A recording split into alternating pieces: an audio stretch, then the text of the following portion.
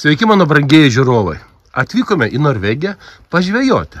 Tai ir ką jūs galvojate, pasiėmėm savo mylimą autobusiuką, štai mūsų namukas ir atvažiavome į svečius pas poną Andrių. Jisai turi savo, reiškia, žvejybinę bazę, kaip matote, pavadinimo Polar Spot Camping, ir mus pakvietė į svečius. Mes manome, kad vis dėlto tikimės, kad pagausime nemažai tos žuvies, o planuojame uotus, planuojame menkių, galbūt jūros vilkas pasitaikys, gal jūros velnis, nežinau. Tai mūsų laivai, su kuriais mes plauksime ir bandysime laimę. Vieta yra nuostabi, oras yra nuostabus, žodžiu, viskas yra puiku. O kai pagausime, būtinai pagaminsime ką nors skanaus. Atvažiavome į svečius ne šiaip savo, o gaminti, improvizuoti ir gauti naujus skonius. Ką, brangiai, pirmas metimas. Žiūrėsim, kai čia gausis ir kiek čia metrų metam ir bandysim žvejoti. Na ką, brangiai, šiandien prilupom, kaip aš vadinu, saulėgrąžų, tai yra skumbrių ir saidų. Ir pasiėmiau 2 skumbrytės ir bandysiu užmarinuoti. Parodysiu, koks gali būti labai skanus norvegiškų skumbrių marinavimas.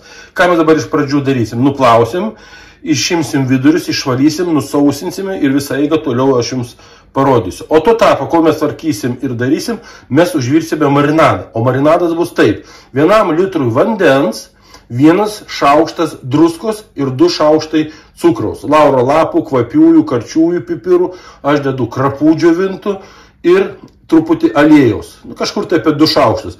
Kada užvirs marinadas, tada tuo tarpu įpilsime kažkur tai 100 ml acto ir dar pavirsime 3-4 minutės, kad acto rūgštis išgaruotų, liktų tik tai šiek tiek skonio. Žuvį išvalėme, sudėjome į maisto konteinerį ir dabar, kaip minėjau, virsime marinadą.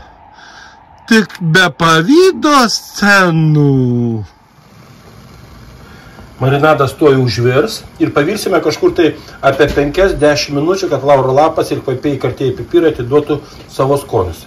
Dar norėjau papildyti tai, kad supjaučiau svogūnus griežinėliais ir aš juos paklosiu po skumbriją, po apačią. Tada sudėsiu skumbriją, būtinai atšaldysime mūsų marinadą ir užpilsime žuvį šiuo marinadu.